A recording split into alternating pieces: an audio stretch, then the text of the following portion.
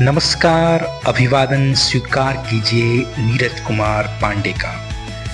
आज के इस कार्यक्रम में हम पड़ताल करेंगे कि आखिर क्यों भारत के सबसे महान प्रतिभा के धनी, राजनेता, समाज सुधारक और अर्थशास्त्री को अपने ही देश में वो सम्मान नहीं मिला जिसके वो हकदार थे। जी हाँ, आज कहानी उस महान शख्सियत की जिसने अपनी प्रतिभा और कठिन परिश्रम से भारत को दुनिया में एक समृद्ध गणतांत्रिक राष्ट्र के रूप में प्रतिष्ठा दिलाई। मेरे लिए हिंदुस्तान में यदि किसी एक व्यक्ति को राष्ट्र निर्माता के रूप में चुनने की आवश्यकता हुई तो वो नाम होगा बाबा साहेब भीमराव अंबेडकर।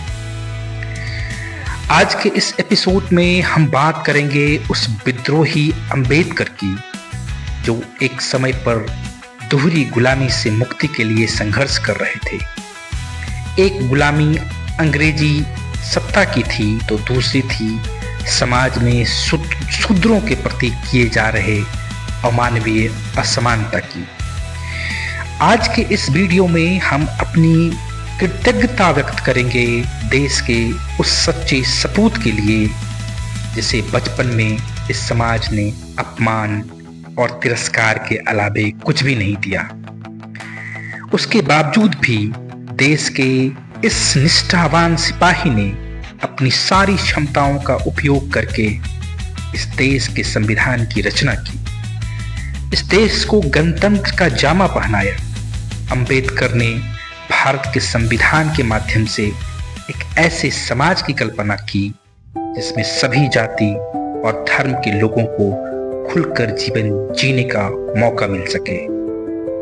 अंबेडकर का जन्म 14 अप्रैल 1891 को मध्य प्रदेश में स्थित महू नगर सैन्य छावनी में हुआ था। उनके पिता रामजी मालोजी सकपाल थे और माता भीमाबाई सकपाल थी। अंबेडकर अपने माता पिता की 14वीं व अंतिम संतान थे। उनके पिता रामजी सकपाल भारतीय सेना की महू छावनी में सेवारत थे। अंबेडकर महार जाति से आते थे और उस समय महार जाति अछूत कही जाती थी और इस कारण अंबेडकर अपने एक लेख में लिखते हैं कि स्कूल में उनके और उनके जैसे अन्य अछूत बच्चों को अलग रखा जाता था और शिक्षकों द्वारा उन पर बहुत कम ध्यान दिया जाता था।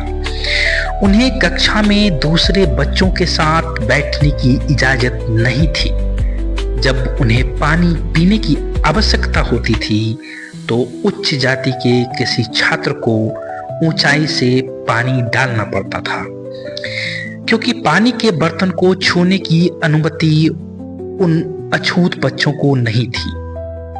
अंबेडकर अपने लेख में आगे इस बात का जिक्र करते हैं कि आमतौर पे विद्यालय का चपरासी ही उन्हें पानी पिलाने का काम किया करता था और अगर किसी दिन विद्यालय में चपरासी उपलब्ध नहीं हो तो उन्हें पूरा दिन बिना पानी के ही गुजारना पड़ता था। अंबेडकर ने इस घटना को नो प्यून नो वाटर के रूप में अपने लेख में उद्धृत किया है। 1897 में अंबेडकर का परिवार मुंबई आ गया, जहां अंबेडकर एलिफिंस्टन हाई स्कूल में दाखिला लेने वाले एकमात्र अछूत बन गए। 1906 में जब वे लगभग 15 वर्ष के थे, उनकी शादी 9 वर्षीय लड़की रमाबाई से हो गई।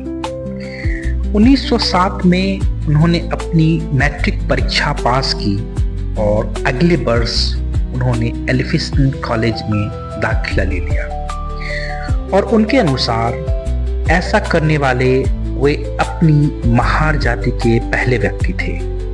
1912 तक उन्होंने बॉम्बे विश्वविद्यालय से अर्थशास्त्र और राजनीतिक विज्ञान में 1913 में अंबेडकर 22 वर्ष की आयु में संयुक्त राज्य अमेरिका चले गए, जहां उन्हें सयाजीराव गायकवाड़ तृतीय द्वारा स्थापित एक योजना के अंतर्गत न्यूयॉर्क नगर स्थित कोलंबिया विश्वविद्यालय में स्नातकोत्तर शिक्षा के अवसर प्रदान करने के लिए 3 वर्ष के लिए छात्रवृत्ति प्रदान की गई थी। जून 1915 में उन्होंने एमए की परीक्षा पास की, जिसमें अर्थशास्त्र प्रमुख विषय था और समाजशास्त्र, इतिहास, दर्शन शास्त्र और मानव विज्ञान यह उनके अन्य विषय थे। अक्टूबर 1916 में ये लंदन चले गए और वहां उन्होंने ग्रेज इन में बैरिस्टर कोर्स के लिए दाखिला लिया और साथ ही लंदन स्कूल ऑफ इकोनॉमिक्स में भी प्रवेश ले लिया, जहां उन्होंने अर्थशास्त्र की डॉक्टरेट थीसिस पर काम करना शुरू किया। जून 1917 में विवश होकर अंबेडकर को अपनी पढ़ाई को अस्थायी तौर पे बीच में छोड़कर भारत आना पड़ा, क्योंकि बड़ौदा राज्य से मिलने वाली छात्रवृत्ति समाप्त हो चुकी थी। भारत लौटने के बाद अंबेडकर बड़ौदा राज्य के सेना सचिव के रूप में काम करने लगे। बड़ौदा राज्य के सेना सचिव के रूप में काम करते हुए अपने जीवन में अचानक फिर से आए भेदभाव से डॉक्टर भीमराव अंबेडकर निराश हो गए और अपनी नौकरी छोड़कर एक निजी ट्यूटर और लेखाकार के रूप में काम करने लगे। यहाँ तक कि उन्होंने अपना परामर्श व्यवसाय भी आरंभ किया, जो उनकी सामाजिक स्थिति के कारण विफल रहा। अपने एक अंग्रेज जानकार मुंबई के पूर्व राज्यपाल लॉर्ड सिडनेम के कारण उन्हें मुंबई के Sydenham college of commerce and economics में राजनीतिक अर्थशास्त्र के प्रोफेसर के रूप में नौकरी मिल गई। 1920 में कोल्हापुर के शाह महाराज अपने पारसी मित्र के सहयोग और कुछ निजी बचत के सहयोग से वो एक बार फिर से इंग्लैंड वापस जाने में सफल हो पाए तथा 1921 में विज्ञान स्नातकोत्तर की डिग्री प्राप्त की, जिसके लिए उन्होंने ब्रिटिश भारत में शाही अर्थव्यवस्था का प्रांतीय विकेंद्रीकरण रिसर्च पेपर प्रस्तुत किया। भारत लौटने के बाद अंबेडकर ने देश में व्याप्त छुआछूत के खिलाफ संघर्ष करने की ठानी। अंबेडकर मानते थे कि छुआछूत गुलामी से भी बदतर है। बॉम्बे उच्च न्यायालय में विधि का अभ्यास करते हुए उन्होंने अछूतों की शिक्षा को बढ़ावा देने और उन्हें ऊपर उठाने के प्रयास किए। उनका पहला संगठित प्रयास केंद्रीय संस्थान बहिष्कृत हितकारी सभा की स्थापना था, जिसका उद्देश्य शिक्षा और सामाजिक आर्थिक सुधार को बढ़ावा देने के साथ ही अवसादग्रस्त वर्गों के रूप में संदर्भित बहिष्कार के कल्याण करना भी था।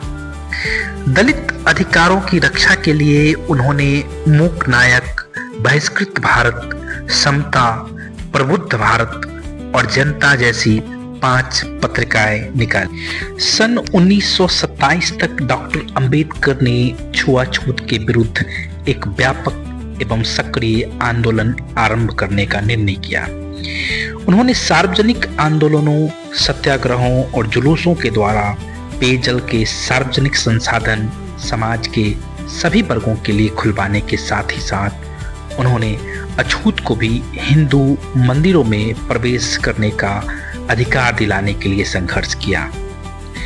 उन्होंने महाड़ शहर में अछूत समुदाय को भी नगर के चबदार जलाशय से पानी लेने का अधिकार दिलाने। अब तक भीमराव अंबेडकर आज तक की सबसे बड़ी अछूत राजनीतिक हस्ती बन चुके थे। उन्होंने मुख्यधारा के महत्वपूर्ण राजनीतिक दलों की जाति व्यवस्था के उन्मूलन के प्रति उनकी कथित उदासीनता की कट्टू आलोचना की। अंबेडकर ने भारतीय राष्ट्रीय कांग्रेस और उसके नेता महात्मा गांधी को भी अपनी आलोचना के दायरे में रखा। उन्होंने उन पर अछूत समुदाय को एक करुणा की वस्तु के रूप में प्रस्तुत करने का आरोप लगाया। अंबेडकर ब्रिटिश शासन की विफलताओं से भी असंतुष्ट थे। उन्होंने अछूत समुदाय के लिए एक ऐसी अलग राजनीतिक पहचान की वकालत की जिसमें कांग्रेस और ब्रिटिश दोनों की ही कोई दखल ना हो। लंदन में 8 अगस्त 1930 को एक शोषित वर्ग के सम्मेलन यानी प्रथम गोलमेज सम्मेलन के दौरान अंबेडकर ने अपनी राजनीतिक दृष्टि को दुनिया के सामने रखा, जिसके अनुसार शोषित वर्ग की सुरक्षा उसके सरकार और कांग्रेस दोनों से स्वतंत्र होने में है। अंबेडकर ने कांग्रेस और गांधी द्वारा चलाए गए नमक सत्याग्रह की आलोचना की। उनकी अछूत समुदाय में बढ़ती लोकप्रियता और जन समर्थन के चलते उनको 1931 में लंदन में होने वाले दूसरे गोलमेज सम्मेलन में भी भाग लेने के लिए आमंत्रित किया गया। वहां उनकी अछूतों को पृथक निर्वाचिका देने के मुद्दे पर गांधी से तीखी बहस हुई एवं ब्रिटिश डॉक्टर अंबेडकर के विचारों से सहमत हुए। धर्म और जाति के आधार पर पृथक निर्वाचिका देने के प्रबल विरोधी गांधी ने आशंका जताई कि अछूतों को दी गई पृथक निर्वाचिका हिंदू समाज को विभाजित कर देगी। गांधी को लगता था कि सवर्णों को छुआछूत भुलाने के लिए उनके हृदय परिवर्तन होने के लिए उन्हें कुछ वर्षों की अवधि दी जानी चाहिए, किंतु यह तर्क गलत सिद्ध हुआ जब सवर्णों और हिंदुओं द्वारा पूना संधि के कई दशकों के बाद भी छुआछूत का नियमित पालन होता रहा। 1932 में जब ब्रिटिशों ने अंबेडकर के विचारों के साथ सहमति व्यक्त करते हुए अछूतों को पृथक निर्वाचिका देने की घोषणा की, कम्यून अवार्ड की घोषणा गोलमेज सम्मेलन में हुए विचार विमर्श का ही परिणाम था। इस समझौते के तहत अंबेडकर द्वारा उठाई गई राजनीतिक प्रतिनिधित्व की मांग को मानते हुए पृथक निर्वाचिका में दलित वर्ग को 2 वोटों का अधिकार प्रदान किया गया। इसके अंतर्गत एक वोट से दलित अपना प्रतिनिधि चुन सकते थे व दूसरे वोट से सामान्य वर्ग का प्रतिनिधित्व चुनने की आजादी थी। कम्युनल अवार्ड की घोषणा होते ही गांधी ने पहले तो प्रधानमंत्री को पत्र लिखकर इसे बदलवाने की मांग की, लेकिन जब उनको लगा कि उनकी मांग पर कोई अमल नहीं किया जा रहा तो उन्होंने आमरण अनशन करना शुरू कर दिया। तभी अंबेडकर ने कहा कि यदि गांधी देश की स्वतंत्रता के लिए यह व्रत रखता तो अच्छा होता, लेकिन उन्होंने दलित लोगों के विरोध में यह व्रत रखा है जो बेहद अफसोसजनक है। जबकि भारतीय ईसाइयों, मुसलमानों और सिखों को मिले इसी पृथक निर्वाचन के अधिकार को लेकर गांधी की ओर से कोई आपत्ति नहीं आई। उन्होंने यह भी कहा कि गांधी कोई अमर व्यक्ति नहीं है। भारत में न जाने कितने ऐसे लोगों ने जन्म लिया और चले गए। अंबेडकर ने कहा कि गांधी की जान बचाने के लिए वह दलितों के हितों का त्याग नहीं कर सकते। अब आमरण अनशन व्रत के कारण गांधी की तबीयत लगातार बिगड़ रही थी। गांधी के प्राणों पर भारी संकट आन पड़ा और पूरा हिंदू समाज अंबेडकर का विरोधी बन गया। देश में बढ़ते दबाव को देख अंबेडकर 24 सितंबर 1932 को शाम 5 बजे येरवाड जेल पहुंचे। यहाँ गांधी और अंबेडकर के बीच समझौता हुआ जो बाद में पूना पैक्ट के नाम से जाना गया। इस समझौते में अंबेडकर ने दलितों को कम्युनल अवार्ड में मिले पृथक निर्वाचन के अधिकार को छोड़ने की घोषणा की, लेकिन इसके साथ ही कम्युनल अवार्ड से मिली 78 आरक्षित सीटों की बजाय पूना पैक्ट में आरक्षित सीटों की संख्या बढ़ाकर 148 करवा ली। इसके साथ ही अछूत लोगों के लिए प्रत्येक प्रांत में शिक्षा अनुदान में पर्याप्त राशि नियत करवाई और सरकारी नौकरियों से बिना किसी भेदभाव के दलित वर्ग के लोगों की भर्ती को भी सुनिश्चित किया। अंबेडकर का राजनीतिक कैरियर 1926 में शुरू हुआ और 1956 तक वो राजनीतिक क्षेत्र में विभिन्न पदों पर रहे।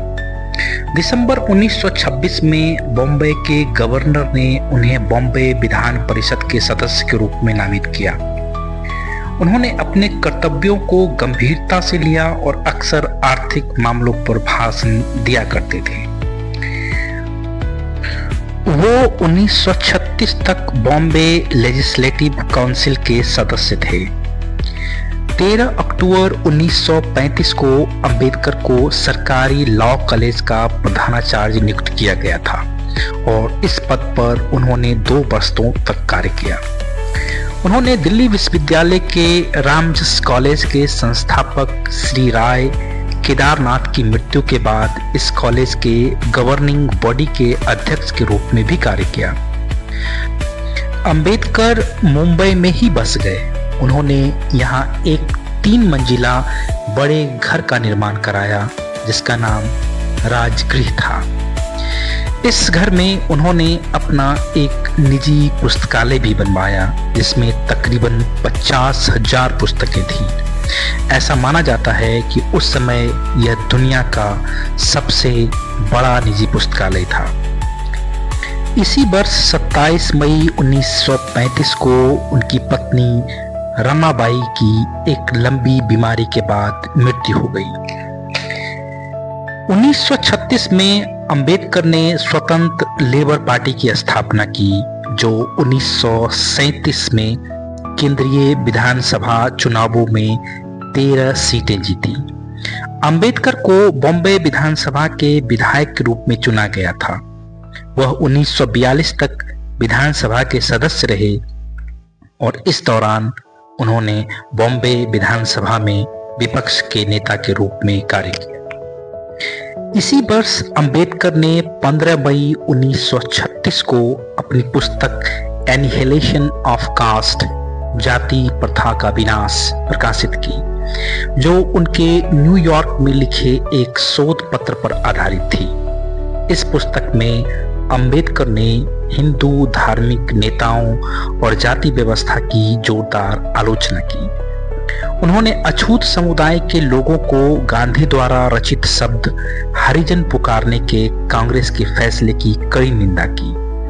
बाद में 1955 के बीबीसी साक्षात्कार में उन्होंने गांधी पर उनकी गुजराती भाषा के पत्रों में जाति व्यवस्था का समर्थन करना तथा अंग्रेजी भाषा पत्रों में जाति व्यवस्था का विरोध करने का आरोप लगाया। All India scheduled caste federation एक सामाजिक राजनीतिक संगठन था जिसकी स्थापना दलित समुदाय के अधिकारों के लिए अभियान चलाने के लिए 1942 में अंबेडकर द्वारा की गई थी।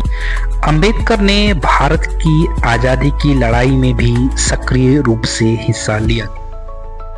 गांधी व कांग्रेस की कट्टू आलोचना के बावजूद अंबेडकर की प्रतिष्ठा एक अद्वितीय विद्वान और अधिवेता की थी, जिसके कारण जब 15 अगस्त 1947 को भारत को स्वतंत्रता मिलने के बाद कांग्रेस के नेतृत्व वाली नई सरकार अस्तित्व में आई तो उसने अंबेडकर को देश के पहले कानून एवं न्याय मंत्री के रूप में सेवा करने के लिए आमंत्रित किया। अंबेडकर ने इस आमंत्रण को स्वीकार किया।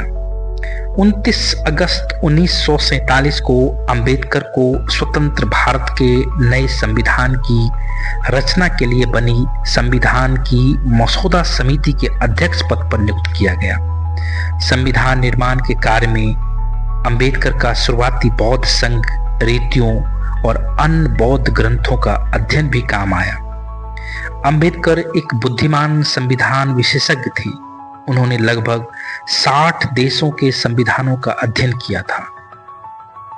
10-12 साल हिंदू धर्म के अंतर्गत रहते हुए बाबा साहेब अंबेडकर ने हिंदू धर्म तथा हिंदू समाज को सुधारने, समता तथा सम्मान प्राप्त करने के लिए तमाम प्रयत्न किए, परंतु स्वर्ण हिंदुओं का हृदय परिवर्तित नहीं हुआ। उल्टे उन्होंने उनकी निंदा की और हिंदू धर्म विनाशक तक कह डाला। उसके बाद उन्होंने कहा था कि हमने हिंदू समाज में समानता का स्तर प्राप्त करने के लिए हर तरह के प्रयत्न और सत्याग्रह किए, परंतु सब निरर्थक सिद्ध हुआ। हिंदू समाज में समानता के लिए कोई स्थान नहीं है। हिंदू समाज का यह कहना था कि मनुष्य धर्म के लिए है, जबकि अंबेडकर का मानना था कि धर्म मनुष्य के लिए है। अंबेडकर ने कहा कि ऐसे धर्म का कोई मतलब नहीं जिसमें मनुष्यता का कुछ भी मूल्य न हो, जो अपने ही धर्म के अनुयायियों को धर्म शिक्षा प्राप्त करने से रोकता हो, नौकरी करने में बाधा पहुंचाता हो, बात बात पर अपमानित करता हो और यहाँ तक कि पानी तक नहीं मिलने देता। ऐसे धर्म में रहने का कोई मतलब नहीं। अंबेडकर ने हिंदू धर्म त्यागने की घोषणा किसी भी प्रकार की दुश्मनी व हिंदू धर्म के विनाश के लिए नहीं की, बल्कि उन्होंने इसका फैसला कुछ मौलिक सिद्धांतों को लेकर किया जिनका हिंदू धर्म में बिल्कुल तालमेल नहीं था। 13 अक्टूबर 1935 को नासिक के निकट येवला में एक सम्मेलन में बोलते हुए अंबेडकर ने धर्म परिवर्तन की घोषणा की। अंबेडकर कहते हैं, हालांकि मैं एक अछूत हिंदू के रूप में 1948 से अंबेडकर को मधुमेह था। दवा के दुष्प्रभावों और कमजोर दृष्टि के कारण वे जून 1954 से अक्टूबर 1954 तक बिस्तर पर रहे। 1955 के दौरान उनका स्वास्थ्य बिगड़ता गया।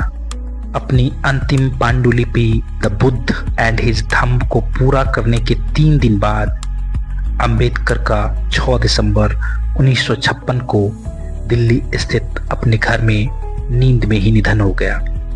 7 दिसंबर को दादर चौपाटी समुद्र तट पर एक बौद्ध दाह संस्कार का आयोजन किया गया, जिसमें 5 लाख शोक संपन्न लोग शामिल हुए।